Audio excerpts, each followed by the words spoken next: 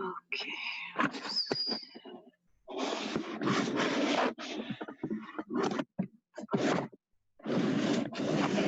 Okay.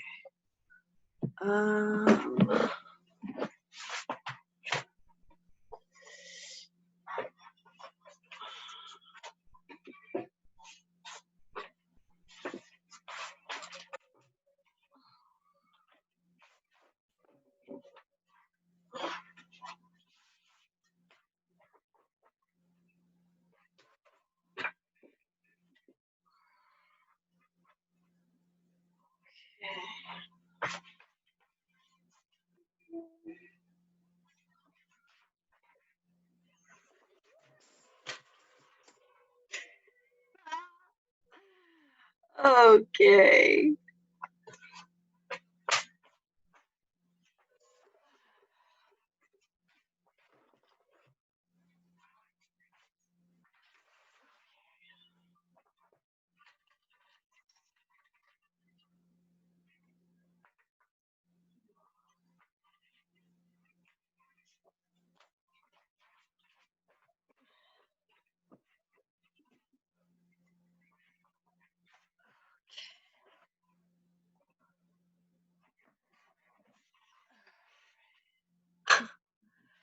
Okay. Like this. Nope. Okay. Thank you, Stephanie. Okay.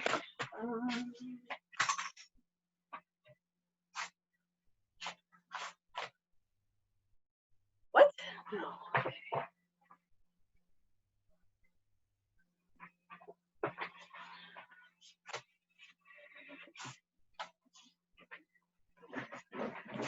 Okay. 5. That's better. Okay. Alrighty, let's see.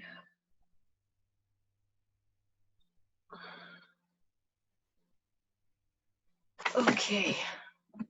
Guys, can you hear me? Yeah? Okay. Good. See the board. Okay. Type. All right.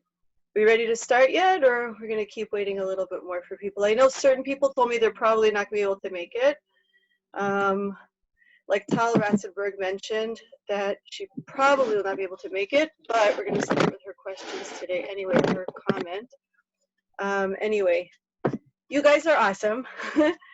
Thank you so much for sending in all the questions. You know, it was just, it just made my life so much easier. And the questions were fantastic. Absolutely money questions. Just like absolutely fantastic questions.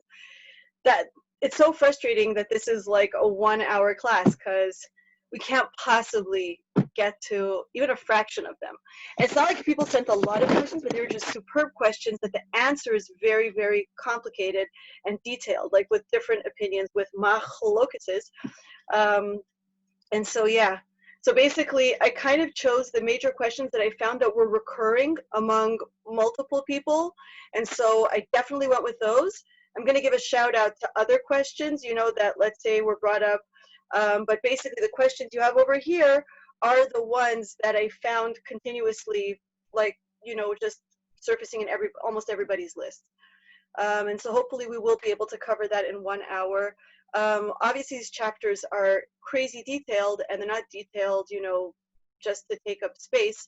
That each detail, you know, has embedded within it so many secrets and so much wisdom, and there's just no way to even like scratch the surface in this class. So if people want, you know, further reading, shoot me an email. I'll be happy to send you sources, you know, if you want to look stuff up. Hi, Sonia. And so, yeah, but today what we're going to do is take a look at the big picture of the chapters, because that's really what I'm trying to do with each class, is that I'm not even trying to like get a detailed, like Be'iyun understanding of the stories, because that's unrealistic in an hour. Like, that's just not even realistic. But what I am trying to do is to zoom out, zoom, anyway, but basically give you like a big picture so that the puzzle pieces fall into place. It's like, you know, when you do a puzzle, if you do the like border and you can kind of figure out where all the other pieces go. That's what I'm trying to do, is just to show you where the edges are, show you where the corner pieces are, so that you could already fill in the rest by yourself should you choose to ever pursue this. So I'm just giving you a heads up that that's the whole approach of every single unit that we're going to do, is just to give you the corner pieces and the edges of the story so that you kind of know which direction it's supposed to be going in. All right? Yeah. And just taking everyone's pulse quickly, quick shout out whoever wants to share. How's everyone doing? How's the climate in North America? No, I don't care if it's raining or not. I'm asking, is everyone safe? Everyone's families are safe. Their businesses are safe. How's everyone doing? Everyone's okay? Yeah? Everybody's scared to talk and scared of the like thought police. And Stephanie, everything has calmed down. Baruch Hashem. Thank God. And your family's in Minneapolis, so you guys get the brunt of it. All right, so you're saying calm down. Okay, glad to hear. Whew, davening for all of y'all and for all of us, really, because the world is just like, I think it's pretty much the craziest that it's ever been. Like, I think a lot of the biblical forefathers would just be like, I'm impressed. Like, we thought we had it bad. Yeah, you guys are fighters, you're survivors. Look at you guys holding on in the madness. My stepdad is just selling lung cancer drugs soon. Excellent. Amazing. Right, you posted that article that he had that breakthrough research. Yes, there's definitely uplifting stuff if we just look for it. The trick is to look for it, 100%. Yeah, that's actually the entire punchline of the Meraglim story, right? The whole parsha from yesterday about the sin of the spies. The whole punchline was basically like, you know, it's all in your head. It's like, it's all in your perception. That's it. Your perception creates reality. So if you're looking for the good, that's what you'll find. And if you're looking for the bad, that's what you'll find. It's like every single thing God did for the spies when they entered the land, it's like you could literally interpret the situation in different ways.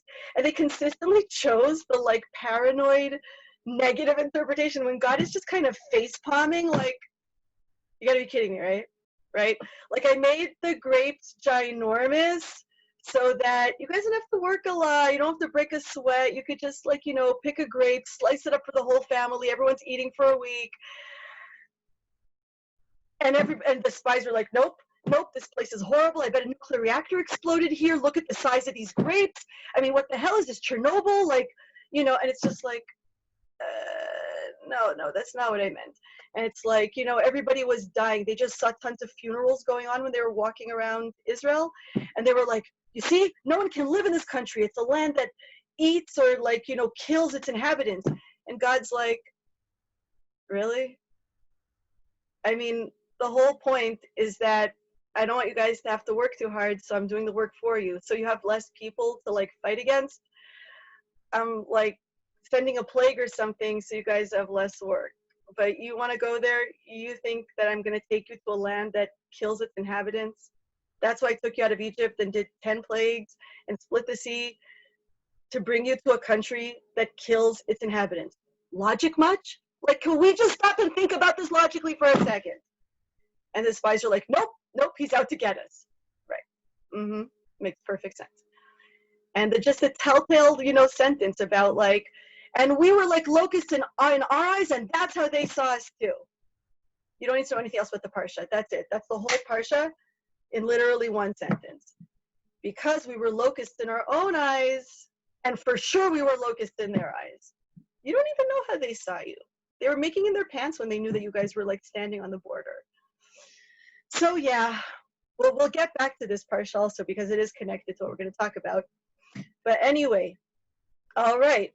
So, ready to start? So I'm just going to run through the topics just really quickly.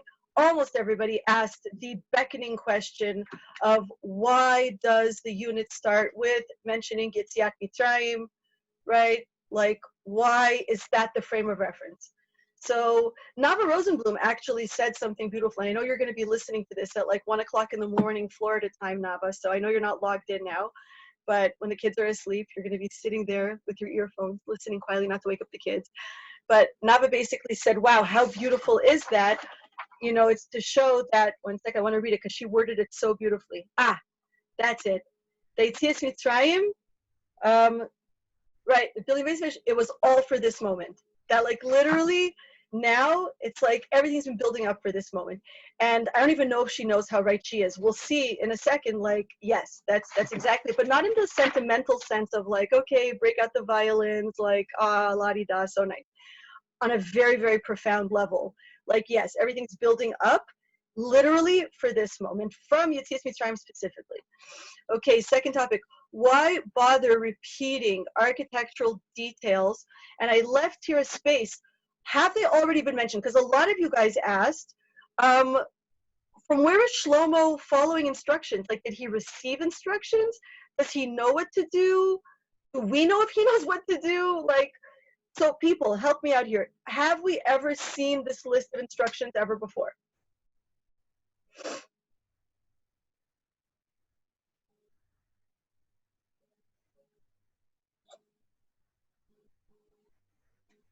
Exactly, Leah. The Mishkan, right? Parshas Truma Tetzaveh and Vayakil Pekude. The last Sarplak in this specific one, well, no, but like the dimensions of the Kodesh Kedoshim and the dimensions of the Azara and like the dimensions of the menorah and its materials and of the Aron and the Kruvim have to be like this and they shouldn't be like this and they should be facing here and they should be on top of the Aron and what should be inside the Aron. You have to have the Luchos and where's the Aron going to be situated. Oh my gosh, is Tal actually entering the room? Woo! So basically, yes, we have 4 parshas, right, in Sefer Shmot that are detailed to the point of it being utterly redundant, right? Truma Tetzaveh are the instructions, and then you have Vayakil Pekude, which is the execution. It's like literally a repetition. So basically, why is there a repetition? And by the way, what we're going to do today is Dr. Nechama Leibowitz's rule, like literally rule of whenever there's repetition in the Tanakh. She said that there is a method to the madness, and it's a consistent rule that she used to teach it specifically with the repetitions in Sefer Shmuel, right? Because Stephanie, you and I are going to learn this soon, that we'll reach certain stories and we're going to be like, wait, is this a rerun? We've already heard this before. So Nechama uses specifically Shmuel, but she says this is true across the board, and she gives other examples. That whenever there's a repetition in Tanakh, there's a very, very specific agenda, specific, game that the author is playing with the reader, inviting the reader in to play a game with him. And so we're going to do that and apply it to these 2 chapters, which are definitely, drawing us in or meant to draw us into that same game. The months, all of you were like, the Jews once used to have a month called Ziv, Bul, and by the way, next week in chapter 8, we're going to discover another month. Who knew? We didn't always call it Iyar, Sivan, Tammuz, Elul, whatever. And Nava wrote in saying, well, why are they calling it by the original Jewish names? Ziv and Bul and all of that. Anyone look up, are these the original Jewish names?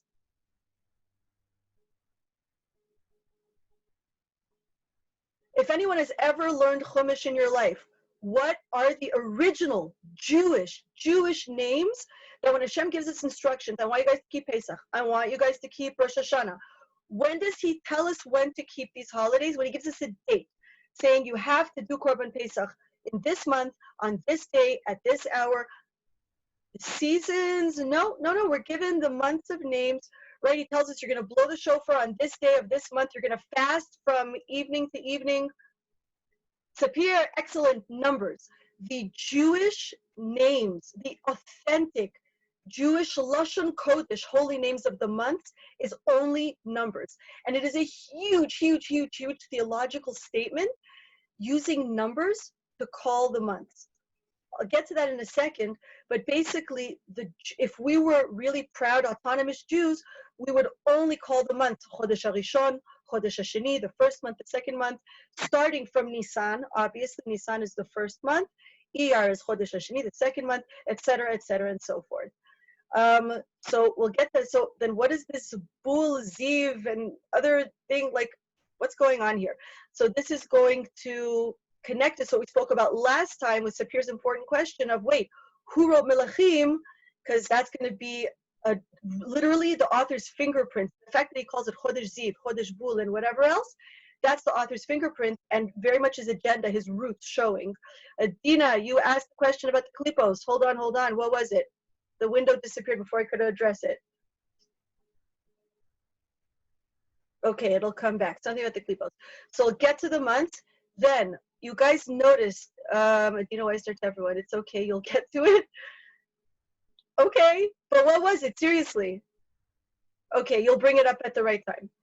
What you guys noticed that first of all, the way the story was written about and Shlomo finished, building it all of a sudden, all like an onslaught of details. Like what? It should be backwards. Like, and he did this, and he did this, and he did this, and this, and this, and this. And then, ta-da, and he finished building everything. Or just skip all the details and just say, and Shlomo followed the instructions to a T, and everything was wonderful. So what is that? Stephanie, if you click the chat button on the bottom of your screen, the chat will pop up. I know, but I'm worried that I'm going to get distracted and lose my train of thought. So if I open the chat button, it is Pandora's box. Oy vavoy. Okay, so basically, and then there was another question that was very much related to that one, which was, why does it say, and Shlomo covered the walls with gold, and Shlomo did this? It's interesting, like, as Sarah Plickett said, what, he himself did it? Like, why isolate that fact? Like, certain things he did, certain things he didn't do. What's going on there? And then, why did he name the pillars? That's actually something, I don't know if we'll find like an utterly satisfying answer. Something that's been bothering me for years, because it's so strange to me. Anyway, as a modern person, I don't understand, like, why would you name pillars? But what I have been noticing over the years from researching ancient cultures and the ancient world, the classical world, and the ancient Near East, is that there's a certain paradigm shift that you have to make when understanding the mentality of the ancient peoples. And one of the things that I noticed is that they did give names. Sarah Plutkin, literally best name for twin boys ever, Yachin and Boaz. Boaz, yeah, okay, because that became a normative Jewish name, but who the heck calls their kids Yachin today? Yaki, like, no. So if it was like a normal Jewish name, fine, but nobody calls their son Yachin. So, like, it's not like, I don't know, Ruvain and Shimon, I don't know. It's like, okay, not a good example either, but you know what I mean. Or Baruch and Mordechai, right? You have like, or like twin girls. Start playing about life. What? Life? Okay. So basically, with ancient cultures, they named a lot of places and geographical monuments. Like, they gave them names just as markers, really. Like, so, or they had some other significance. But that's something I noticed, like, that in the Tanakh, like, it's not just going to say, okay, meet me by this cliff. This cliff was called this, and this cliff was called that. So, and the battle happened in between, or like with Yitzchak naming the wells. It's a well. No, one is called Esek, and one is called Sitna, and one is called Rehovot. And it's like, yes, the city of Rehovot, if I'm not mistaken, is named after the well, Yitzchak's biblical well. Why are you naming the wells? So I've yet to find something that ties everything up for me in like a clear, coherent way. But knowing the ancient cultures, it's not so surprising that he named them, because if we just had the missing puzzle piece to understand what the significance was of naming buildings, I guess you could say it's like, oh, we have the Empire State Building. I mean, that's sort of like a name, but that's more of a title. So, or what's the difference between a title and name? I'm still looking into that. Gemma, in terms of spatial representation memory, females are more likely to use landmarks as touch. What? I'm going to have to open the chat window, aren't I? Touch points, males tend to use cardinal directions. Okay. So, but again, I'm not going to rely on the male-female thing, because just the ancient people had a completely different way of thinking, of approaching the world. And a big, big, big part of that, as we're going to tackle today, is the way human evolution, or the way humans have evolved in their attitude towards time. What we're going to see about why the different months are mentioned is there's a huge shift that occurs consciously within the way humans relate to time. And so, and that's true for everything, honestly. Like, I posted something on Facebook, and Sterny Fogelman, like, she posted like something about, I posted something about the Koreans and the approach to consciousness, how they have such a, like, even today, like a radical approach to consciousness, that the word for heart and brain is one word by them. Like they don't make a distinction, which is a very powerful statement. So I wrote to Sterny that that, by the way, the human understanding of consciousness, where does it reside, has undergone such a massive evolution, radical, that it's not like we always assume that people think with their brain. We've only started thinking like that relatively recently. Like if you went to ancient Egypt and you told them that thoughts occur in the brain, they would be like, yeah, right. No, the brain is useless. The brain is stupid. It's this 3 kilo of meat that we don't even know what it's there for. Because what would an ancient Egyptian tell you? Obviously, people think with their livers. The thoughts reside in the liver. What do you mean? And so in all of their wisdom writings, the ancient, scribal papyri describing, different wisdom literature, and they all talk about, about the liver and the importance of, because why the liver? Why do they think that your thoughts came from your liver and not from the heart, not from, I don't even know where? For the record, the ancient Egyptians, when they used to mummify people, right, they would remove the brain and they would throw it out. They didn't even like preserve it. All the other organs used to preserve it in canopic jars, right? You go to any museum and there was the one for the heart and the one for the stomach. Like you had the canopic jars where they used to literally put the solutions like formaldehyde to preserve them, and they used to be buried with the mummy. The brain they threw in the garbage. They were like, we don't know what this is for. This is useless. They were Breslovers. No, just kidding. Anyway, but the point is that it's only recently, relatively, that suddenly they were like, no, we think with our head. Now, the interesting thing is that this is one of the places where Judaism and the ancient Asian cultures, I'm going to say, because I think there's an overlap, and Ariella will correct me if I'm wrong. If in Chinese culture, they do have the distinction of the brain versus the heart, or it's only a Korean thing. Because I'm noticing that there's so many fundamental differences that are unique to Korea versus all the other cultures like Japan, China, everything. Like they just have their own unique little niche culture.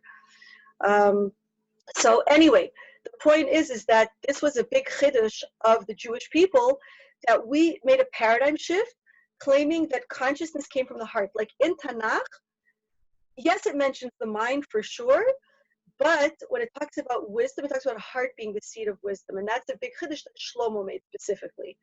And again, I heard a whole shir back in the day, I was doing my master's, specifically on that this was Bat Paro's influence that she brought with her, wisdom literature from Egypt. And because that was the influential literature of the day, Shlomo felt the need to say, wait a second, there's a whole nother approach.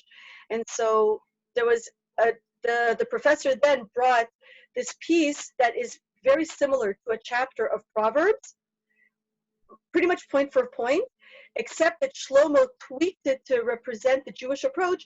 So for example, geese are indigenous to Egypt, but they're completely foreign to Israel. Israel does not have geese naturally. They could be imported, but not naturally.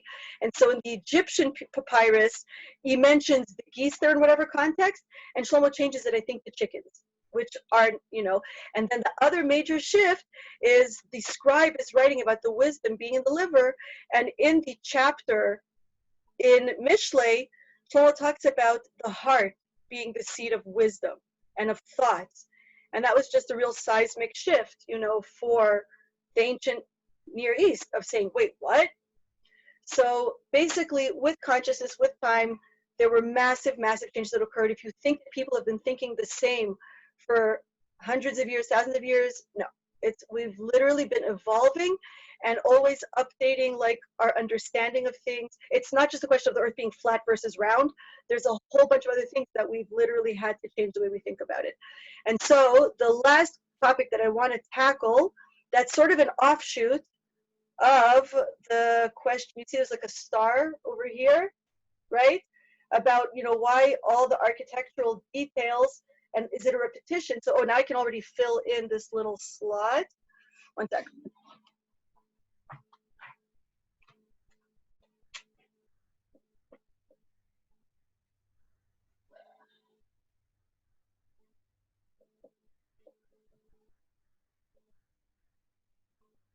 Can you guys see it clearly, or it's messed up? Hold on.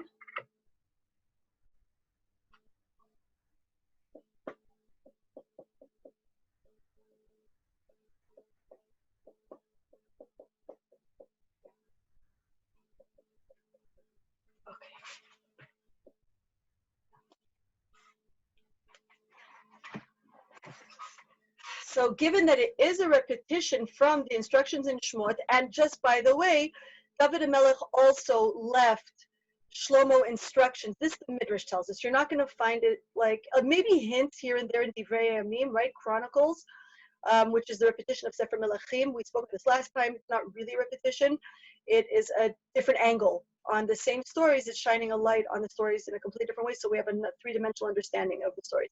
So Shlomo's working with a set of instructions from the Mishkan, right? Like the menorah has to be certain dimensions.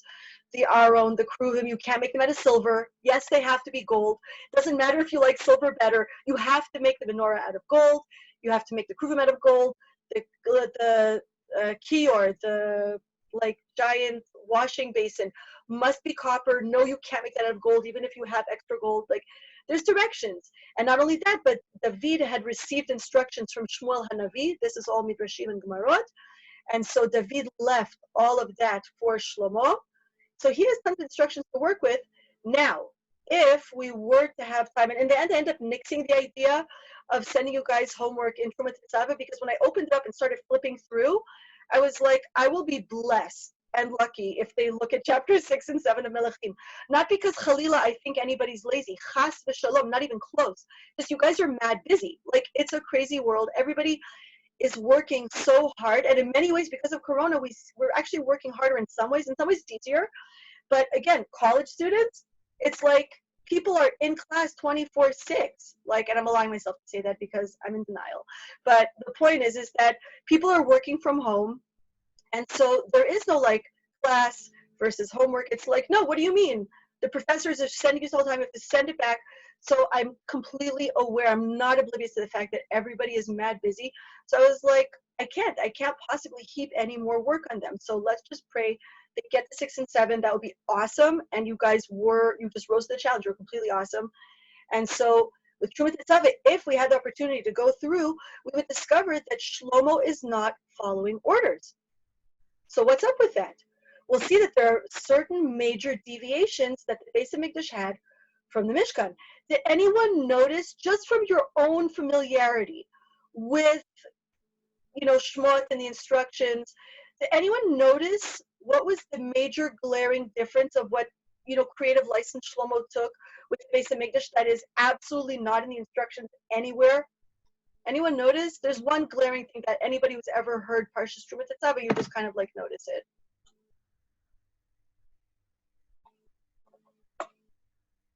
Okay, so we'll get to that. So then, basically wrapping up here, did Shlomo follow instructions? Well, the answer is no.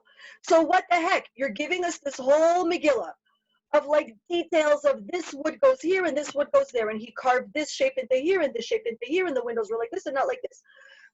Why are you telling all of this? Okay, anyway, he's not following instructions. Okay, so now we can start wrapping things up and start diving into the answers and see how they're all interwoven and interconnected. Okay, let's start off with Yetziat Mitzrayim. Why mention that? So on the level of Pshat, basically, we often tend to ignore things that are very familiar. And the Song of the Sea, Shirat Hayam, right, chapter 15 of Shmot, is so familiar to us that, like, especially if people are used to saying Psukei de Zimra. Hi, moms, I'm not talking to you, because as soon as you become a mom, you forget what Psukei de Zimra is. It's like, if you're able to squeeze in an Amida in lightning speed, that's a miraculous day, and like literally you can call in a day if that happens. But basically, right, it's just we rattle it off, and there's an important pasuk in there that literally reaches its closure here, and that's exactly what Yirmiyahu Navi, in composing the text this way, he's dropping little puzzle pieces for us, saying, I need you guys to understand this as a context, this as a framework, and I need you to understand I'm not writing this in a vacuum. This is not its own little thing that's disconnected from Jewish history or from the rest of the Tanakh. I'm literally dropping you little hints, little things to hyperlink on, like hyperlinks to double click on, to understand I'm hearkening you back to that. So in Shirat Hayam, when the Jewish people cross the sea, right, and they see their enemies lying dead on the sand, and so they sing the song of praise. They say, wow, like Paro was so great, and now his chariots are nothing, and all of the residents of the ancient Middle East are freaking out, right? The Philistines are like terrified, and the Canaanites are terrified, right? There's a whole bunch of different psukim, And towards the very end, the whole way that the song ends is Hashem, lead us to the land where we'll be able to build you a home. We already mentioned the Beis Hamikdash right there. Now, we didn't say where, that's going to be in Jerusalem, and it's going to be, but we just say, right? Lead us to the place where we'll be able to build the home. It's a verse, hold on 1 second. It's Pasuk Yud Zayin. I just want to read it to you, like, just so you see what I am saying. So basically, it mentions they're saying, that's it. That prophecy, that karmic circle that was open has been fulfilled. Shlomo fulfilled this. 480 years after they crossed the Red Sea, the Reed Sea, that's it. It's been fulfilled. So here the pasuk is, right? Here we go. That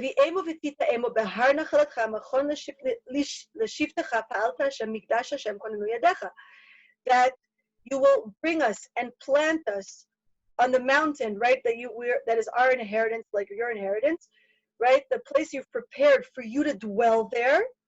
Mikdash Hashem konenu yadecha, right? We want to build a temple. And so basically, you cannot talk about building the temple without saying, ta-da!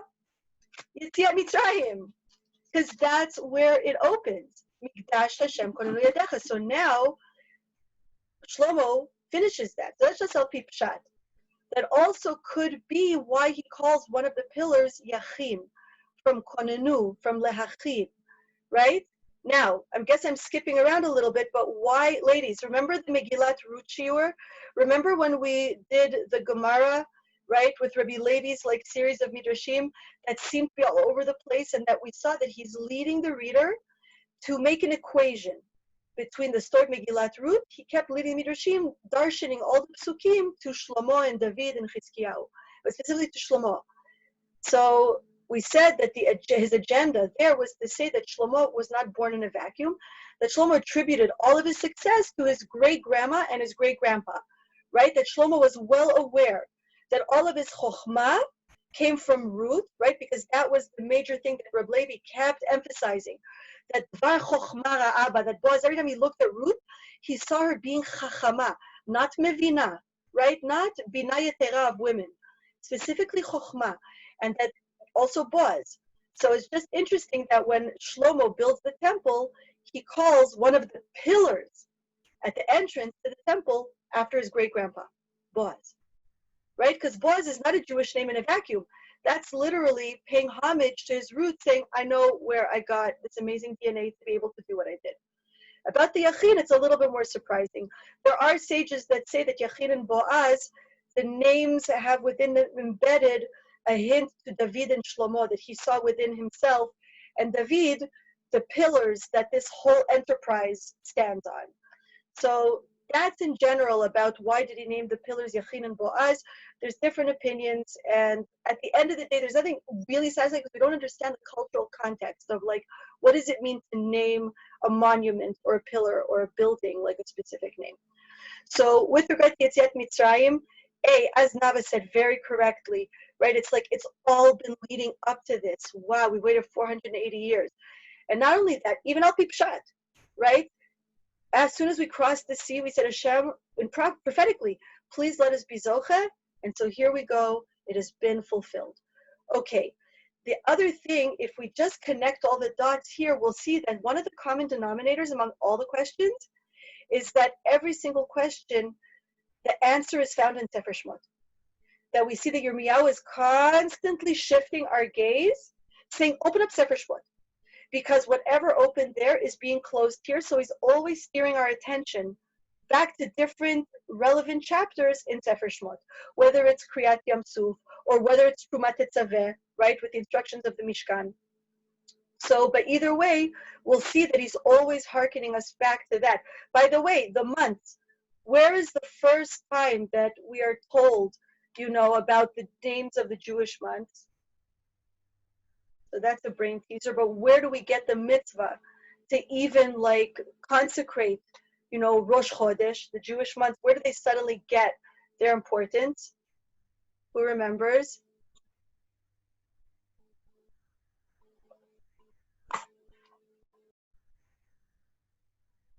Sapir, exactly in Sefer Shmot, 100%, but where specifically?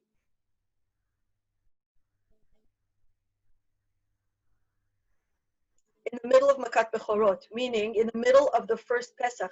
HaChodesh Hazeh Lachem is chapter 12 of Sefer Shmot, right? Perek Yud Bet. And we're given like, okay, you guys will take Korban Pesach and you're not getting chametz. And by the way, HaChodesh Hazeh Lachem, Rosh Chodeshim, and it's like, what? So also not stam. Okay. So basically, yeah, I'm gonna do this. I'm just deciding whether to do the month thing next or to do the Truma Tetzaveh thing next. Okay, let's just go in order and we'll just let it flow. Okay, so basically, Dr. Nechama Leibowitz's rule about repetitions in Tanakh, especially grandiose ones where you're just like, oh my gosh, like, is he getting paid by the word like Charles Dickens? Like, why is he repeating an entire chapter or even 2 chapters? Like, why are the details repeated? So obviously, no. In fact, they had to be very, very careful with every word because writing materials were expensive. So why are they taking the pains to record all of these details, given that it doesn't have so much significance? And it happens over and over again. I mean, there are certain parashiot where it's just like ridiculous, like all of Chayei where you have the story of Rivka and Eliezer. The story repeats 3 times with all of its details, where it's like the actual story. Then Eliezer telling like the whole story up, and I said to God, how am I going to know who the right girl is? I've got 10 camels, the one who offers to like water them. Like, why are you repeating it? And so many things repeat. So Dr. Nechama Leibowitz, if you don't know who that is, please Google her. Although I can't imagine any Mayanoter that has learned with me. It's not even possible you guys have never heard of her. But basically one of the epic Torah giants of the 20th century. She passed away, if I'm not mistaken, the same year as the Rebbe, so that would be 1994. And the reason I mentioned the Rebbe context is because she and the Rebbe were actually friends. So anyway, I'm so tempted to go on a whole Dr. Leibowitz, rant, but the most important thing you need to know about her, honestly, other than her like very cool inner circle, when she was, a college student doing her doctorate in Tanakh in the University of Berlin in 1930 under Martin Buber, and that's how she met the Rebbe. He was at the University of Berlin doing his doctorate in, anyone know? The Rebbe and the Rebbitzin were doing doctorates. I think Rebbitzin Chaim Mushka was doing it in Russian literature, maybe, and the Rebbe was in a different faculty. If someone says engineering, don't even think of, no, Sapir, not engineering.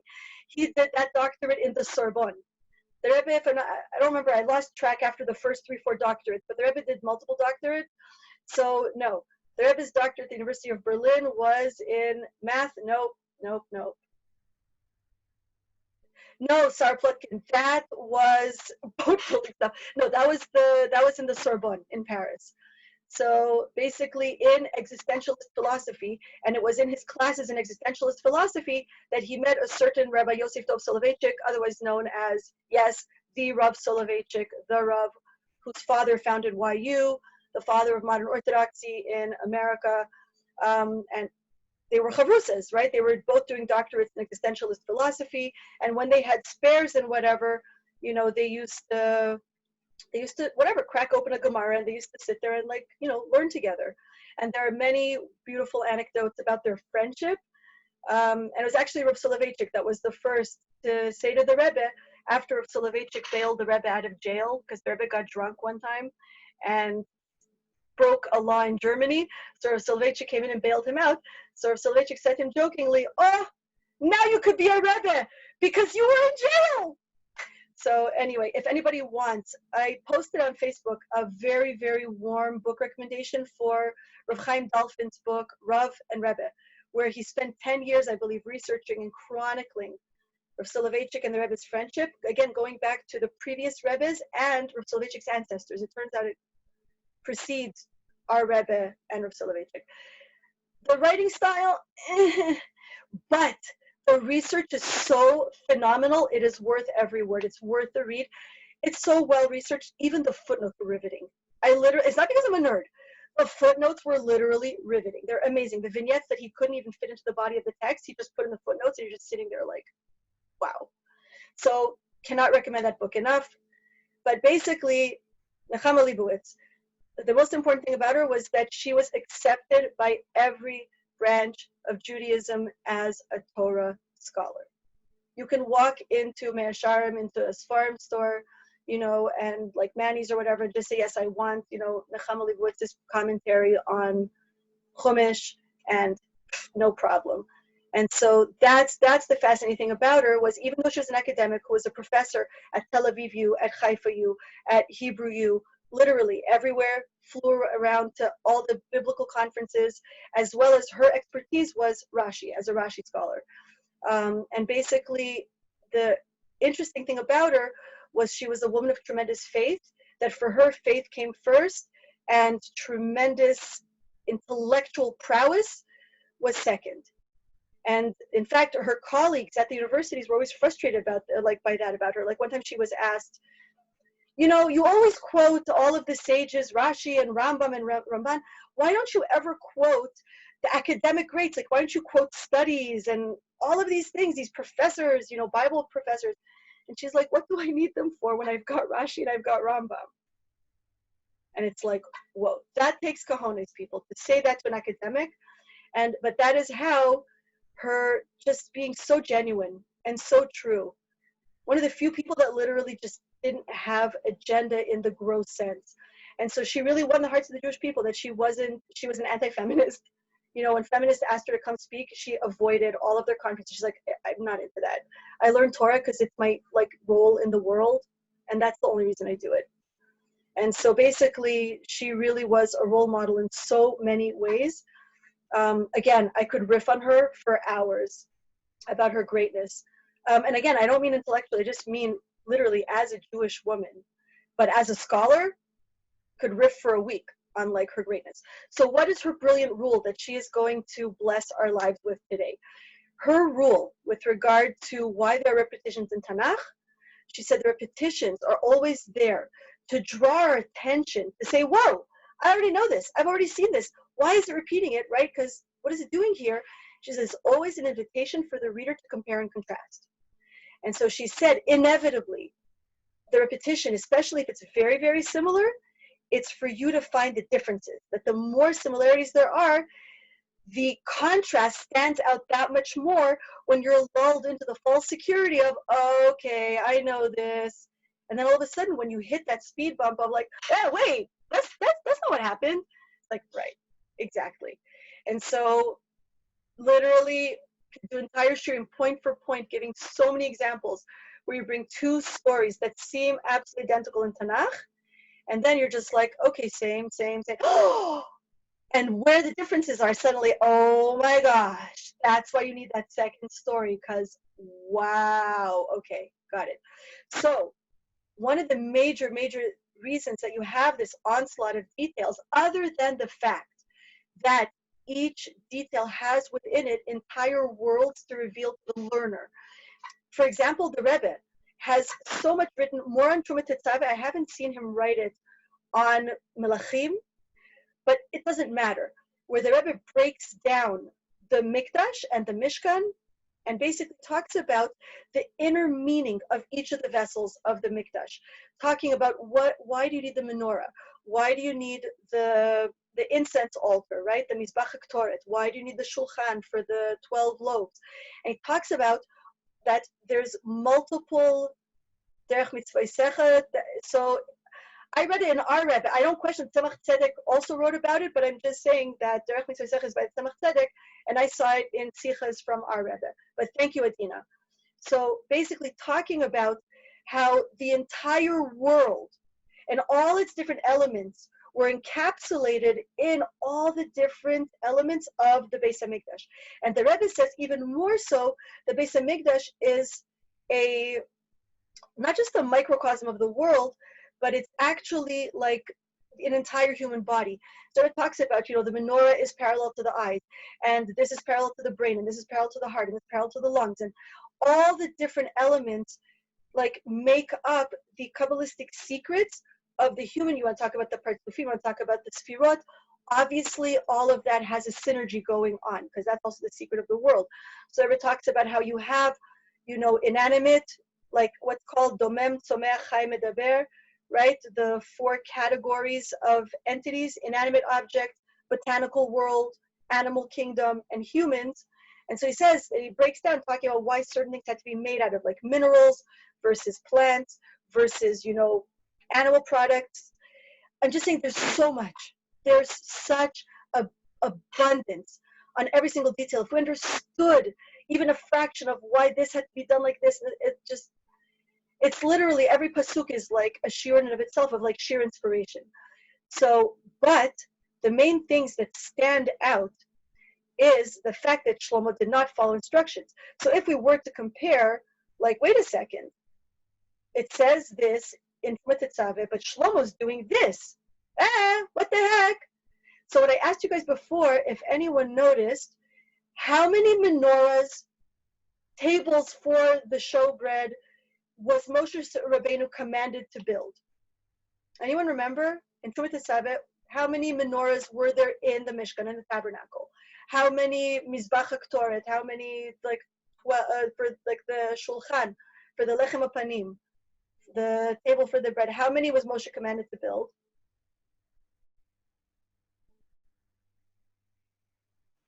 It's not a trick question, I promise. Tal, thank you for having guts. One of everything. Thank you very much. Precisely. And how many did Shlomo build? Not of everything, because of the Aron, he only made one. But of the menorah, of the table, of other things, he made more than one.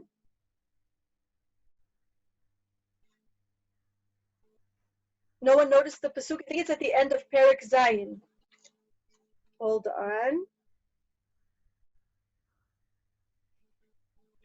Hold on.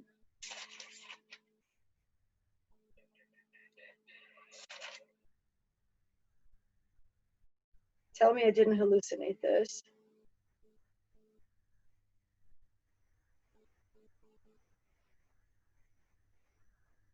Okay, I did not hallucinate this. So pasuk mem tet, right?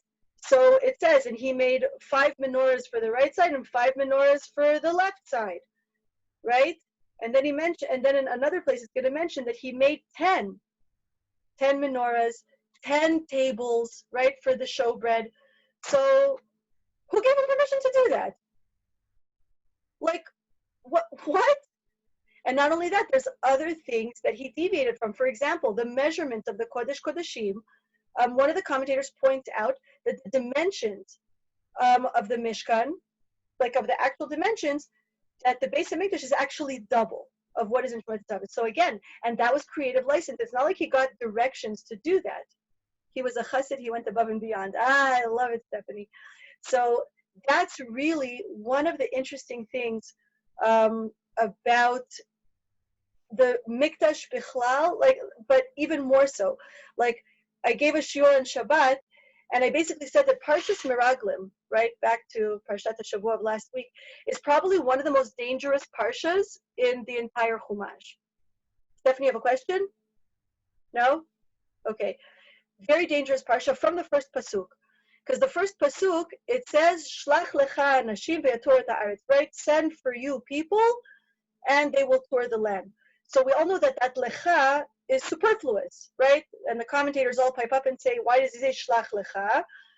Send for yourself. Just say, shlach anashim, send people and they will tour the land. What is this lecha thing? So anyone remember, what does Rashi say? And all the commentators, right? They say, what is that lecha there? Bueller. Thank you, Tal. Someone is learning Parsha this week. Hashem didn't tell them to do it, even though it says, Hashem says to Moshe, but he goes, it's not my idea. It's your idea. It's your initiative. You want to do this. Send for you spies. I think it's a lousy idea, but you know what? Let's do it your way, and let's see how it turns out. Who knows? Now, okay, God, you're omniscient. You know this is going to be an epic failure. It's going to crash and burn. Why are you telling them to do this? I mean, are you just being obnoxious? You're like, I will show you. And by the way, just so you know, there are midrashim like that. Oh, Stephanie, hold that thought. Excellent. There are literally midrashim that I just kind of like cringe through it, where saying that God was literally like sticking it to them, saying, we do things my way, when it's a success, I take credit. But when it's a failure, you guys take credit. And I was like, okay, there's got to be a deeper meaning to this midrash because it can't just be snarky. But the point is that the reason that this midrash and this pasuk is so dangerous is because if a person is really genuine in their avodas Hashem, and you really just want to be a good person, then it can make you question all of your own ability for any initiative whatsoever, and it could literally paralyze you. Because basically, if you read the pasuk, shlach lecha, send for yourself, it's your idea. Wait a second. Maybe I should just wait and be a good little sheep and do exactly what I'm told and not take any initiative and just wait for instructions. And it's like, is that really what God wants? Is that what he's saying to Moshe Rabbeinu? That human initiative is inherently flawed because humans are inherently flawed? Just for the record, in Parshas, I was waiting, Adina. Wait, it wasn't Moshe's idea either. We asked him and he asked Hashem, where does that midrash from? It's not Moshe's idea? I always learned that it was Moshe's idea. Where did you hear that it was the Jewish people's idea? And they, whoa, why? Thank you, Adina. Okay, because I remember there's another source that says that it was also Moshe's. Okay, I'm going to look that up. Thank you. Do you remember which Rashi? Is it under the Lecha? Okay, I'm going to look it up again. But either way, like, Sarah Plotkin, isn't Moshe sort of sick and tired of people freaking out? He just said, fine, do it. Moshe doesn't roll like that. It's like if it's going to be bad for the Jewish people, he's not going to do it, even at his own expense. It's like if he has to just, take a shot and get a little more energy, have that espresso. It's like, okay, people, I'm dealing with you. It's like motherhood, that's what he says to God. Am I like, a nursemaid, to carry these children like they're my baby? It's like he's going to find that energy even though he doesn't have it. So I don't want to belittle Moshe Rabbeinu and say he's just exasperated, even though there is one time where he does function out of exasperation. When he blurts out to the Jewish people and he says, Shimuna Hamorim, listen, right before he hits the rock in Bamidbar, when he says, oh, listen, you like kvetchy, rebellious people, and then when, you're always asking for what, and he hits the rock, that really was from a place of exasperation. But at least at this point, not so much. Oh, it's just what to write, that ultimate motherhood moment. So basically, a person might feel that, okay, I should never take initiative. I should never risk it because I don't want to mess up. And so it's a terrifying thing, especially if you really care. And that's true for everything. It's true for our human relationships and not allowing ourselves to be present in our full glory because we just don't want to risk damaging whichever relationship it is. Whether it's with our kids, like just being a yes man, giving in, spoiling them because we're scared, oh my God, if my kid says he hates me, I'm just going to fall apart. Your child will say they hate you and they will forget about it a second later. I literally have Shmoo saying to me, literally, I hate you, the worst email ever. 5 minutes later, the gift of ADHD people is he grabs my arm, Ima cuddled me, I love you. And it's just like, okay. So I will say to him sometimes, wait, didn't you just hate me 5 minutes ago? I don't really hate you. I was just really angry at you. But then, like literally 10 minutes later, I hate you. Let me have that, chocolate bar. No, you have cavities already. I said, give it to me. I hate you, the worst Ima ever. And then literally 5 minutes later, blip, Ima, I love you. You're the best. So it doesn't matter. And it's just important to hold your ground and really what's best for them. And not to just, because it's very tempting, like to always mollify and always pacify, but it's not always best. It doesn't teach them grit, resilience, and all the stuff they really need in life. Handling them with kid gloves retards our children. So basically, just as an interesting thing, the thing of a human initiative is actually a major, major tension point already in Truma Tetzaveh. That what two of the people, the artisans, right, the artists that Moshe Rabbeinu hired to build the temple vessels, Bezalel and Oholiav, so they take initiative, and Moshe Rabbeinu freaks out on them. How dare you! God didn't tell you to do that! Because they made a certain pattern that they felt was like right. And basically, Moshe freaks out, and God says to him, slow down. It's okay. I love what they did. The reason this artist's name is Bezalel, Betzel El, Yes, Adina, excellent. Betzalel is what his name means, and it means the shadow of God. And so God's saying, this guy is so in tune with me, he's like my shadow. So don't worry, it's not clear to you because I didn't say it outright. He is so on the same frequency with me, he's like my shadow. So if he took initiative, it's because he picked up the frequency with his little antenna from deep within. This is what I really wanted, even though I didn't say it. And so Moshe's like, whoa, that's possible? It's possible for a human to just know intuitively what you want without you telling them? And there are a couple of moments like that in the Parshiot, talking about the construction of the Mishkan, that tension of being obedient when it comes to God's instructions, and then where is there room for human initiative to give to God? And so we just see that continuing with Shlomo, but in a whole other way.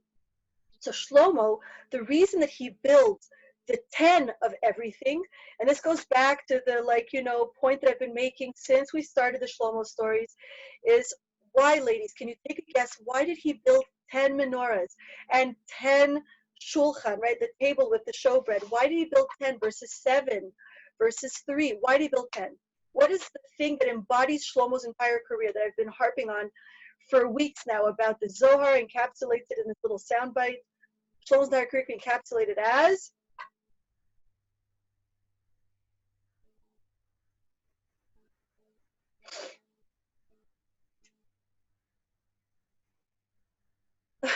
and here I think I'm repeating myself and you guys okay, true chokhmah, but even zooming out a little more than that, a little more macro than that. 10 sefirot, exactly, Gemma, whole rectification. The 10 sefirot, right, the full moon, right? Sihara b'shlemuta, there was nothing lacking, nothing missing, everything was perfectly rectified in his time. And so basically there was nothing left to rectify. So that's why, yes, to show the perfection of all 10 sefirot, they're all functioning perfectly, holding the light perfectly, interacting perfectly. There's 10 menorahs and 10 exactly. That's why the scale is larger because, again, full moon. There's nothing lacking. There's no reason to hide. There's nothing in the dark, right? Nothing's lacking. So the initiative that Shlomo took was right on. He was so, just like Betzalel back in the day. Stephanie, how does that justify not following halacha? He didn't breach halacha in any way. Like, for example, had he made 10 tabernacles, that would have been breaching halacha, because you really can only have one ark of the, sorry, not tabernacle, ark of the covenant, right? That really has to be only one, with only one set of kruvim, where you had the luchos, the 10 commandments inside, but with the menorah, with the shulchan, there was no such limitation. So yes, he's totally functioning within following halacha obediently, but where there is room for personal expression, for personal giving, that's where he dives in, just like Betzalel and just like the Jewish people, right? There's so many stories of the women in the time of Moshe Rabbeinu taking initiative, and Moshe Rabbeinu not understanding and having to ask God, is this okay? Is this kosher? And God's like, no, those mirrors they brought you, those are more beloved to me than anything else. I know, but God, do you know what they use those mirrors for? Oh, do I know. You were born because of those mirrors. You and every single Jew that you took out of Egypt, you all exist because of those mirrors. Okay? You have to have a karas hatov, total gratitude to those mirrors. That's why all of the Beis Hamikdash is going to be predicated on the Kohanim using those mirrors, right? The kior, the washing basin was, Sapir, the Midrash. So just FYI, because it wasn't familiar, I assumed it was. I'm assuming that you guys had heard this a million times, that's why I didn't repeat it. What the Midrash goes as follows. The women in Mitzrayim had found these pieces of copper just lying around, and they had scrubbed them and polished them until they were so shiny that you could see your reflection in it. And what they used to do, their husbands were so downtrodden and broken by the oppression of Mitzrayim that their libido was shot. And basically they would come home at night and they would collapse. And even if it was mikveh night, the men had no energy or interest in intimacy at all. And basically, the women were like, hello, So it's interesting because the men like were so anti-procreation because they were like, you're just going to suffer. The baby's going to get killed anyway. They were always trying to protect the women. The women were like, no, I'm willing to get pregnant. I'm willing to risk the pain, discomfort, everything, because we have to bring the next generation of Jewish people into the world. And so basically, the women, when they knew the husband was supposed to come home, they took out these piece of copper they used as mirrors, and they used to do whatever they could to beautify themselves, to make themselves seductive. Yes, sexy and seductive, so that when the husband came home, they would awaken the desire of the husband, that even though he was completely gone, they would find a way to seduce him. And basically, the Torah says, okay, so all of the babies that were conceived that ended up leaving Mitzrayim was because of these copper mirrors. So when they're building the tabernacle, the women brought these pieces of copper to Moshe Rabbeinu saying, here, we're giving our mirrors. And Moshe knew these were used for seduction, but he didn't know for what purpose. So he was like, oh, this is like used for a disgusting purpose, like for something very cheap, like that. And God was like, these are more precious than everything else, because he said the women literally elevated everything, like meaning they weren't doing it because they were like dogs in heat chalila, like they weren't like just, they literally did it, A, to fulfill the mitzvah of unifying with their husbands, and B, fringe benefit, bringing the generation of Jewish people to leave Mitzrayim into the physical world. Shorten the galus 100%. The babies had to come into the world in order that all the neshamas that needed to leave could leave. If even one was missing, we couldn't leave Mitzrayim, just like the current galus as well. So basically, Moshe Rabbeinu didn't understand that that was even possible, to use beauty, sex appeal for a holy purpose. So basically Hashem said, these are so lofty that the Kohanim will not be permitted to serve in the Beis Hamikdash until they have used the wash basin to purify their hands and feet, right? The kior, the basin was made, they melted the mirrors down, made the kior, the basin out of it, and said, no one will be worthy to enter the Mikdash to serve, to do any service there until they have passed through the purification of the mirrors. And again, chew on that for a second. Really digest all the levels, that all the energy that the women put into those mirrors. That's what a Kohen needs in order to be in the right headspace to go in and take a bull or a cow and elevate it. Instead of just being steak or shawarma, to be a korban. Because it could just be a gluttony fest, as we saw in Shiloh. That's what it ended up devolving into. And here, that was the energy that for all time we needed, that energy of harnessing the most physical and the most base, elevating it all as high as possible.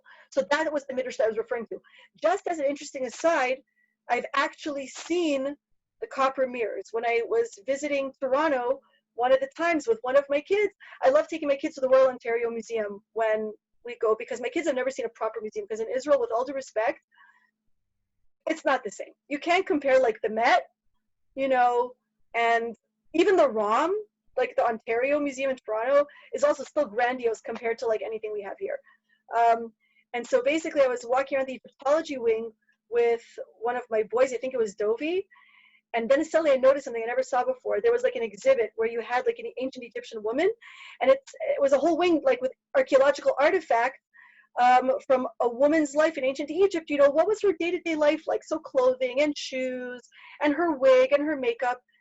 And all of a sudden, I saw these like round, polished pieces of copper with, sometimes an ivory handle or sometimes whatever. And it described how they used to polish brass and copper pieces and use them as mirrors. And I was like, Shalom Dofber, what is that? And he's like, oh my God, that's the copper mirrors that the Jewish women used. And it's like, yeah. So anyway, just as an interesting aside. Okay, so basically, how did we get to the copper mirrors? About Shlomo following directions, he didn't like deviate. He understood that the wash basin had to be from copper, so he followed halacha, but then he took initiative where it was possible. And so that's also the punchline of the Meraglim, that it's not that Hashem is saying humans are losers and therefore I just want you to be good little obedient sheep. He's saying no, because everything about me is paradoxical. This is also a paradoxical part of our relationship. Yes, I want obedience on the one hand, but I do want your presence, and I want you not to be afraid of risks. I want you to risk messing up, but I want you to take initiative in the relationship. And that's a terrifying idea, but it's a powerful one. It's necessary for any vibrant, loving relationship, even with spouses. It's like, it takes a lot of courage to say, okay, I'm going to try to surprise my spouse with anything, and it's just like, you might get it wrong. But the whole point that you cared enough to say, can I do something to show them how much I care? I'm thinking about them all the time. And I don't need them to spoon feed me instructions, that I want to jump into their headspace. That's a powerful statement of love.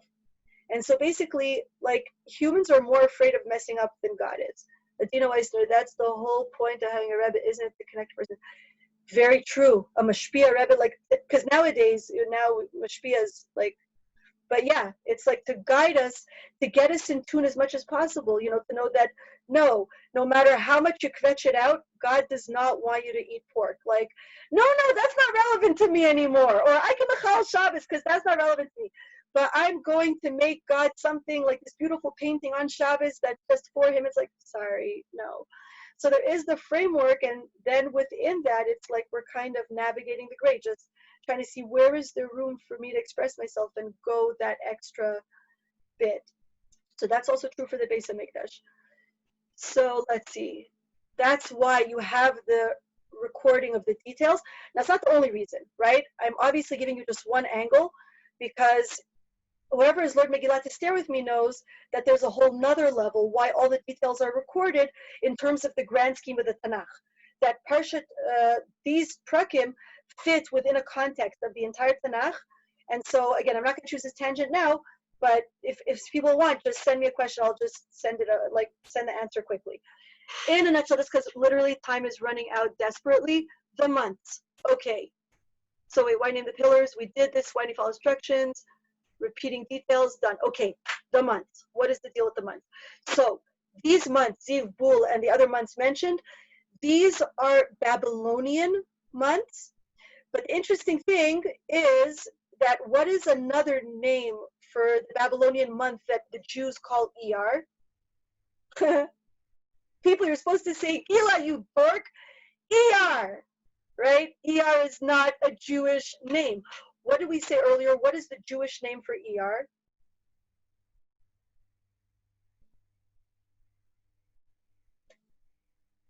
The second month, right? The number, exactly. Chodesh Hasheni, exactly.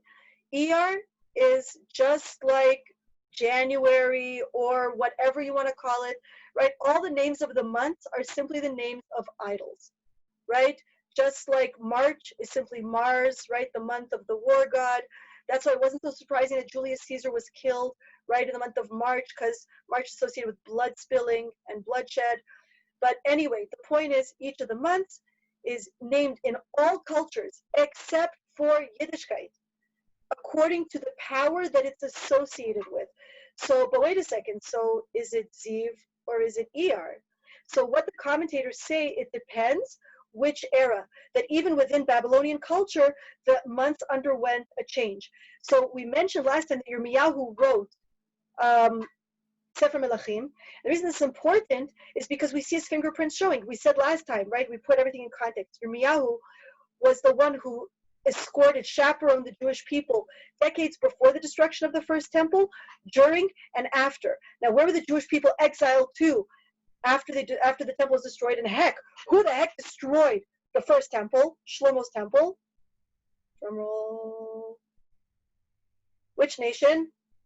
Was it the Egyptians? Was it the Assyrians? Babylon. Thank you. Exactly. The Babylonians destroyed the first temple. They exiled the Jewish people to Bavel, to Babylon. So Yirmiyahu, for whatever reason, is citing the Babylonian reference. And if you guys recall from last week's shir, what was his agenda to even write Sefer Melachim? What was his point? Right? He's targeting the Jewish people who went through the exile. So he's using terms that are familiar to them. So he's using, but that's the interesting thing, is that Ziv is what the month was called in one period of Babylonian culture, and then Iyar, I think, is much later. Like, we later started calling it Iyar, because the months that we know now, Elul, Tammuz, all of that, that's a mixture of Babylonian and Persian idolatry, like different titles, because again, who conquered who took away, the empire from Babylon, from being the superpower of the ancient world? Persia, right? Persia came in, conquered Babel, and that's the whole backdrop of the story of Ahasuerus, right? Is that he's insecure, and that's why he marries Vashti, who is the princess from the Babylonian Empire. Anyway, the point is that that's why at some point the months and the cultures got mishkababbled together. But when it was just purely Babylonian, they had different names. So Yirmiyahu is citing the Babylonian names because that's what he's writing to the Jews and to make it like familiar to them. So basically, what I wanted to say really, really briefly, and we'll end off with this, is one of the most important things. Tal, did Yirmiyahu write Shmuel? No. Shmuel was written by 3 different prophets, because bear in mind that Shmuel, Aleph, and Bet originally was one book. It only became 2 different books in the 1400s, in the mid to late 1400s, after Gutenberg invented the printing press. For the first, 3,000, whatever, no, not 3,000, much less. One sec, I can't do math now. Don't ask me to do math. The point is, the first 2,500, first 2,500 years, approximately, give or take, Sefer Shmuel was just one book called Shmuel. And since the character of Shmuel dies in chapter 25 of Shmuel Aleph, obviously he didn't write all of Shmuel Bet and the last 6 chapters of Shmuel Aleph. So the Gemara in Baba Batra says it was written by 3 prophets, Shmuel and 2 of his disciples.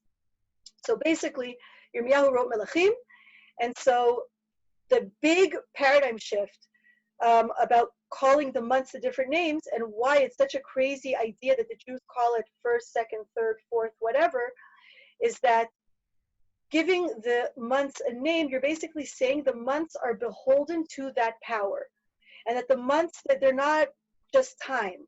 No. If you want to understand, you have to tap into that zodiacal sign. That's the most neutral thing I can say about it. But that there is a God, there is a power, there's an entity, and I'm a slave to it. So I need to appease that power in order to tap into energy to get whatever I need that month. So if it's the month of war and whatever it is I have to deal with, I'm going to sacrifice to the God of war so that he doesn't make my life too miserable. Whatever, it's undergone a cultural shift. And Hashem, by just saying, no, stop it. The months are just numbers. The 12th month, the first month, doesn't matter. It's all one source. It's just time. There's no deity. There's no nothing. 365, each day is the same in the sense that it's all time. You have divine providence every single day from the same one creator who rules everything. You don't need to appease different powers. And so that's the crazy paradigm shift of having Chodesh HaRishon, Sheni, Shlishi. It just turns time into something completely parv. It's a huge theological statement. And so basically calling the months, the different names, it's describing a significance to it. So basically, that's why when Nava suggested, the authentic Jewish month, no. Be'ezrat Hashem, Mashiach comes, we're waiting to return back to that consciousness of understanding it's all one, it's all from God, from December, to literally pick a month. It's just all from Hashem. It's just time. And every minute of every day, Hashem is guiding me to exactly where I need to go and what I need to do. And yet, there's free will through it all. But that depends on me. That depends on my own ability to listen to my inner voice, to have the courage to really hear it, and not just brush it off and saying, oh no, that's scary. That's really scary. I know my inner voice is telling me to do, but what if I crash and burn? Oh my God, what if I screw other people over? How am I going to live with myself? How am I going to face God? How am I going to face myself? And it's like, you're more afraid of failure than God is. He trusts you, so why don't you trust yourself? I mean, Shlomo Melech taught us, a tzaddik falls down 7 times and he gets up. And like my mashpia in high school said to me, the reason is a tzaddik is because he gets up. Regular people, they just stay down and they wallow in pity parties and they fall into despair. A tzaddik, he's not afraid to get up and try again because he's that invested in the relationship. So basically, the months are a theme whenever they're mentioned in different books in Tanakh. There's always a special reference that it's making, a certain thing, a framework that's creating for the story. But we don't have time to get into that. But basically, the months mentioned, I will get into it next week. When it mentions another month, then hopefully I'll develop it more next time. So I hope that answered most of the questions. Sarah Plutkin, you emailed so many beautiful questions. I even highlighted like what I wanted to say in response to all of them. Oh, I wish I could like get to it. Just I wanted to tell you, you had an amazing question. Chalonei shkufim, windows. Okay, she asked, how did they even have that technology? Were windows not just a hole in the wall? Does anybody understand the greatness of that question? If you look up on Wiki, when did people start making windows that had like glass? You'll be shocked how technologically advanced it is.